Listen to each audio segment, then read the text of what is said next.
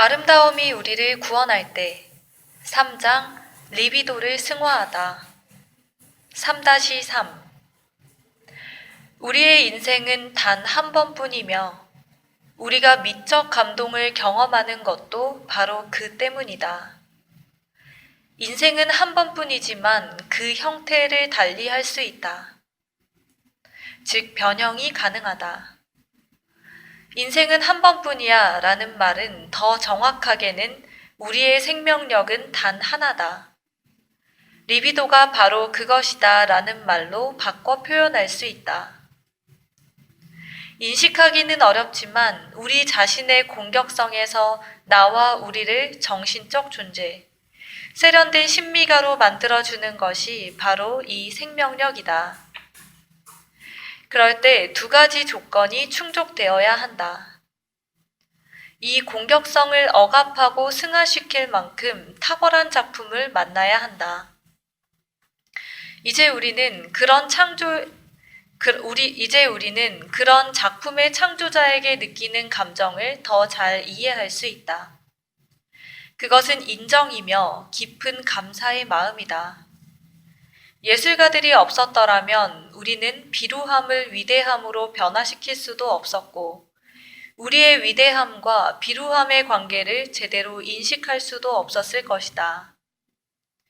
우리는 여전히 분열된 상태에 머물렀을 것이고 계속해서 죄책감을 품고 있었을 것이다. 우리는 그 공격성을 무력한 상태로, 금지된 채로 우리 안에 가두고 그것을 우리 자신에게로 겨눴을 것이다. 이처럼 문제는 자신에게서 단절되어 있었던 우리에게 있었다. 우리가 아름다움에 감동하는 것은 마침내 자신을 되찾은 듯한, 진정한 구원을 받은 듯한 이 느낌에서 비롯한다. 류시의 아들에게 이 글을 읽어줘야 할 것이다. 그는 라디오헤드의 크립과 뮤즈의 뉴본을 듣는다. 이 서정적인 대중음악은 그에게 엄청난 효과를 발휘한다. 요컨대 자기 안에 분노가 허락되고 바로 그 순간 분노는 평안으로 바뀐다.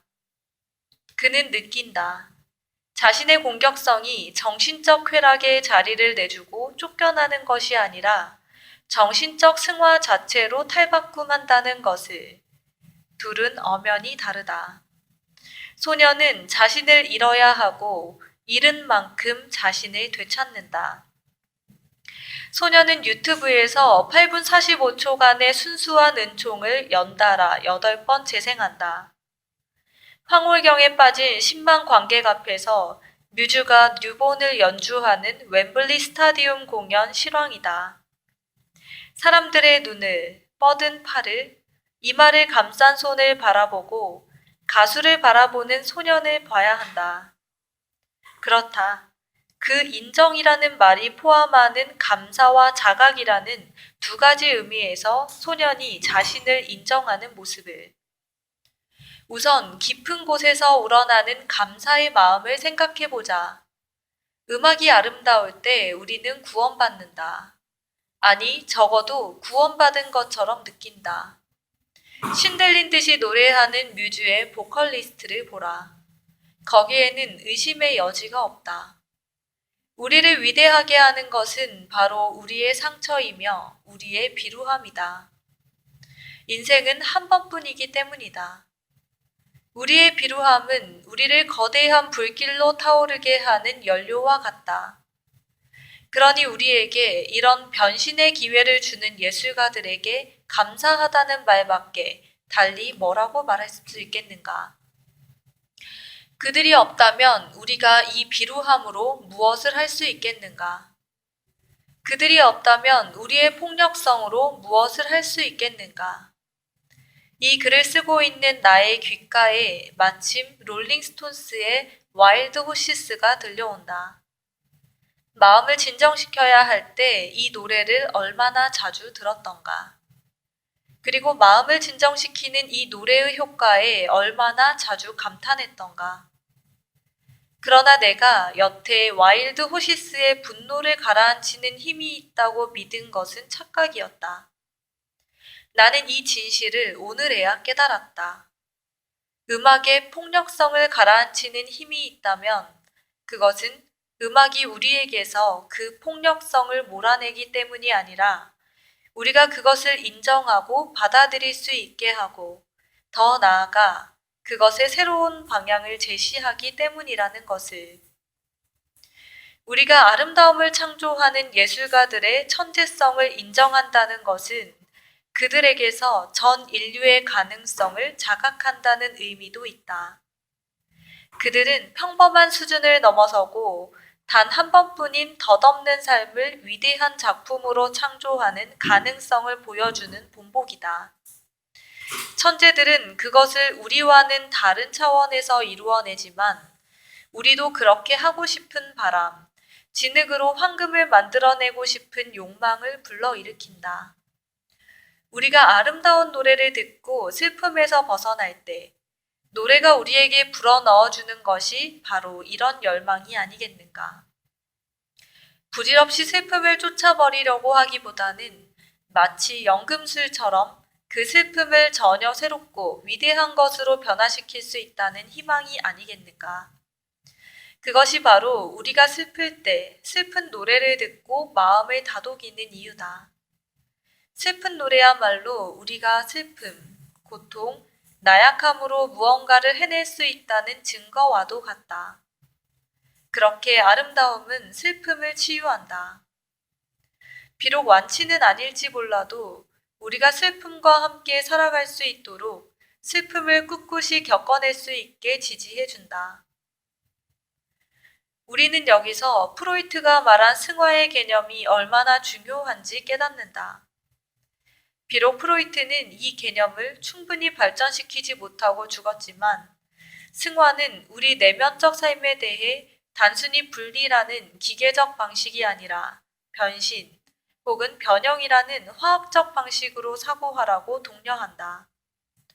내 안에 나의 인간성과 분리된 부분은 없다.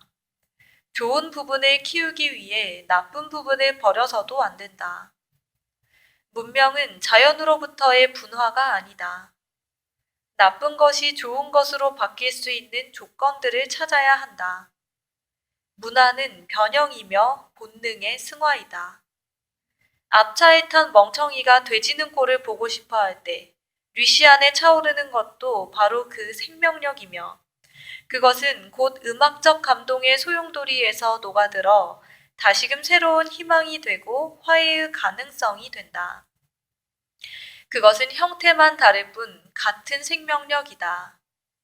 자연 상태의 조야한 형태이던 것이 승화하고 문명화한 형태로 바뀐 것뿐이다. 미셸 베르제가 침묵의 순간을 작곡한 날에는 이런 변형에 필요한 조건이 충족되었을 것이다.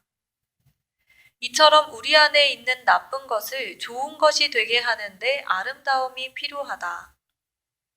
프로이트는 다빈치가 편지에 언급한 어린 시절 기억과 그림에 반복적으로 등장하는 주제의 관계에 주목하면서 승화의 개념을 적용했다.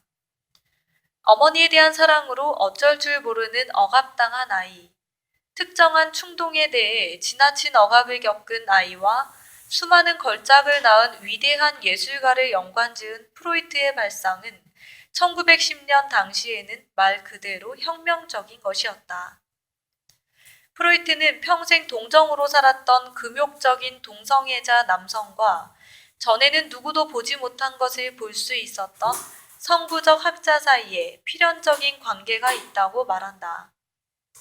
그는 레오나르도 다빈치의 유년의 기억에서 레오나르도 다빈치와 같은 유년기를 보낸 사람만이 모나리자와 성 안나와 성 모자 같은 작품을 그릴 수 있고 자기 작품 세계에 그토록 서글픈 운명을 부여할 수 있으며 자연에 대한 연구자로서 전대미문의 창조력을 발휘할 수 있다고 확신한다.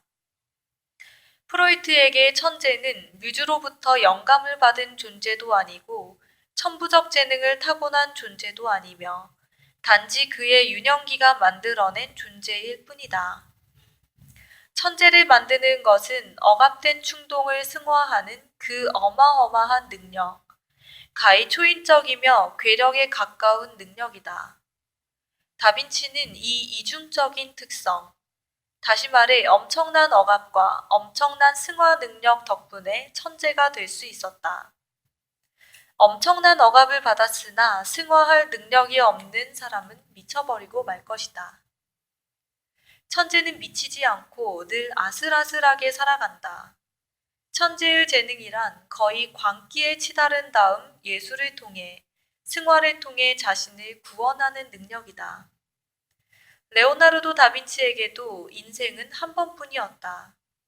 위대한 화가이자 천재적인 화가로서의 삶은 혼의 자식인 내성적이고 억눌린 소년의 삶에서 비롯한 것이다. 다빈치의 위대함은 그의 비루함에서 비롯한다. 그렇다고 그 위대함의 실상이 초라한 과거일 뿐이라는 뜻은 절대 아니다. 그의 학구열, 지식에 대한 꺼지지 않는 갈증의 원천은 초년의 삶에서 찾을 수 있다.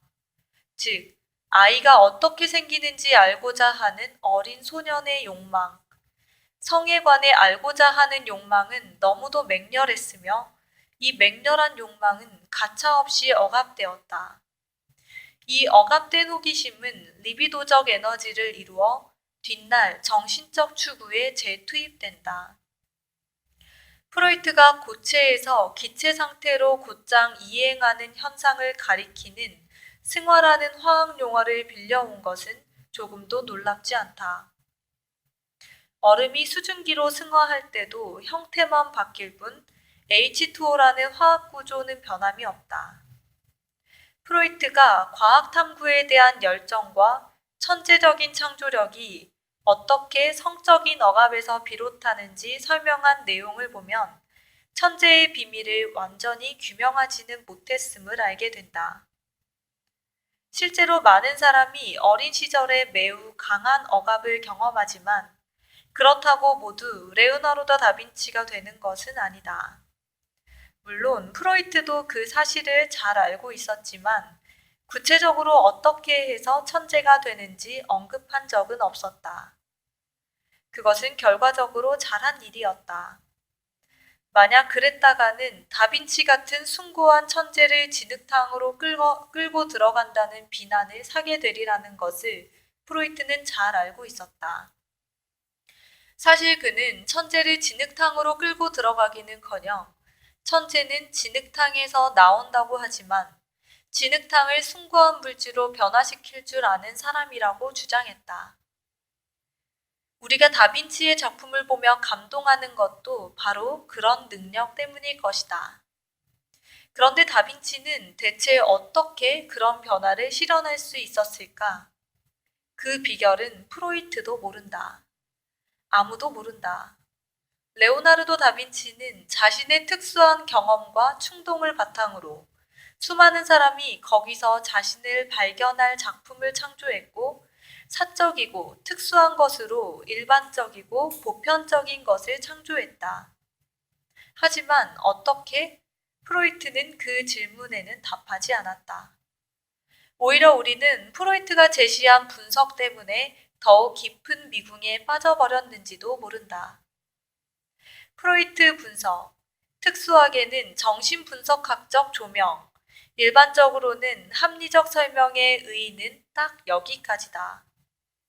한 줄기 조명으로 수수께끼의 모든 신비를 밝혀낼 수는 없다. 그것은 신비의 일부를 조명하지만 나머지 부분은 더 깊은 어둠 속에 잠겨 있다. 합리적 분석은 신비를 부정하지 않는다. 그 둘은 공존한다. 이해하면 할수록 신비는 더 깊어진다. 평생 이해하고 싶은 열망에 사로잡혀 살았던 알버트 아인슈타인은 이 세상에서 인간이 느낄 수 있는 가장 멋진 기분은 신비로움이라고 하지 않았던가? 어쨌든 우리가 타인의 작품에서 자신을 발견하는 것은 둘 사이에 공통점이 있기 때문일 것이다. 비록 레오나르도 다빈치의 재능은 갖추지 못했지만 우리에게도 공격적 충동, 성적 충동, 소유욕, 금지된 것을 알고 싶어 하는 억압된 충동이 있다. 프로이트는 한 걸음 더 나아가 다빈치의 천재성은 억압된 충동의 속성이 아니라 억압의 강도와 억압된 충동을 승화하는 방식에 있다고 말한다. 다빈치가 억압된 충동 때문에 망가지지 않을 수 있었던 것은 승화에 성공한 덕분이다. 요컨대 다빈치에게 천재적 재능이 있었다는 사실은 우리가 그에게 동질감을 느끼는데 걸림돌이 되지 않는다. 레오나르도 다빈치는 감동의 절정에 다다른 우리에게 인간성에 대한 질문을 던진다. 문화는 어떻게 우리가 스스로 본능의 일부를 억제하게 할까? 아름다움은 어떻게 우리가 줄곧 억압해온 것을 승화할 수 있게 할까? 물론 다빈치는 우리가 흉내낼 수 없는 고양된 승화를 실현했지만 우리도 성 안나와 성 모자 같은 걸작의 아름다움에 매료될 때 우리 자신의 억압된 충동을 승화한다. 레오나르도 다빈치가 얼마나 오랜 시간과 공을 들여 작업했는지 또 얼마나 맹렬히 작업에 몰입했는지는 익히 알려져 있다. 하나만 예로 들면 그는 성 안나와 성 모자를 장장 8년에 걸쳐 쉬지 않고 작업했지만 결국 생전에 완성하지 못했다. 그 8년 동안 다빈치는 완벽한 형태와 알맞은 빛을 찾는 데 골몰했다. 그가 그린 밑그림을 자세히 조사해보면 그의 연필이 가다듬고 고치기를 반복하며 얼마나 오래 망설였는지 얼마나 집요하게 탐색했는지 알 수 있다. 그는 무언가를 찾아낸 뒤에야 연필의 움직임을 멈추었다. 다빈치는 무엇을 찾아 그토록 끊임없이 헤맸던 것일까? 그가 그토록 정확히 포착하려고 했던 것은 무엇일까? 그는 무엇을 형상화하고 싶었던 것일까? 프로이트는 다빈치의 연필과 붓을 움직인 것이 성서의 가르침도 그림을 주문한 프랑스 국왕의 뜻도 아니었고 최대한 정확하게 내면을 형상화하려는 욕망, 억압된 충동을 충족할 모티브를 찾으려는 열망이었다고 말한다.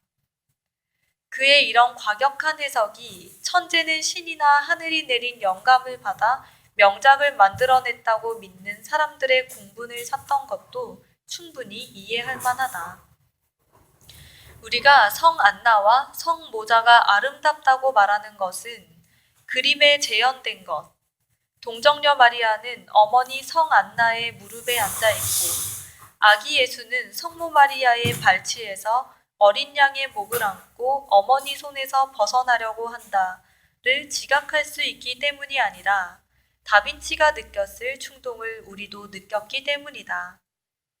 사실상 우리는 이 그림에서 경이로운 시선의 유의, 성 안나는 마리아를, 마리아는 아들을, 아들은 어린 양을 바라보는 보다는 이 시선들이 감추고 있는 것에 더 민감하게 반응한다.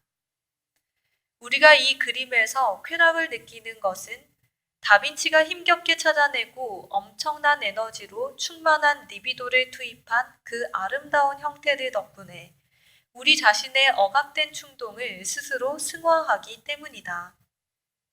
그렇다면 앞서 살펴본 헤게르 해석에 대한 반론이 불가피해진다. 프로이트에게 작품은 의미를 상징하기 때문이 아니라 무의식적 쾌락을 발생시키기에 아름다운 것이다. 내가 그 걸작 앞에서 쾌락을 느끼는 것은 의미를 경험하기 때문이 아니라 나의 억압된 본능을 정신적으로 충족했기 때문이다. 성 안나와 성 모자는 신이나 사랑에 대해 말하기에 아름다운 것이 아니라 나 자신에 대해 말하기에 표출되기만을 기다려온 나의 일부를 표출할 기회를 주기에 아름답다. 여기서 신이나 사랑이라는 주제는 감상자가 마음 놓고 무의식적 쾌락을 만끽하는 데 필요한 수단일 뿐이다.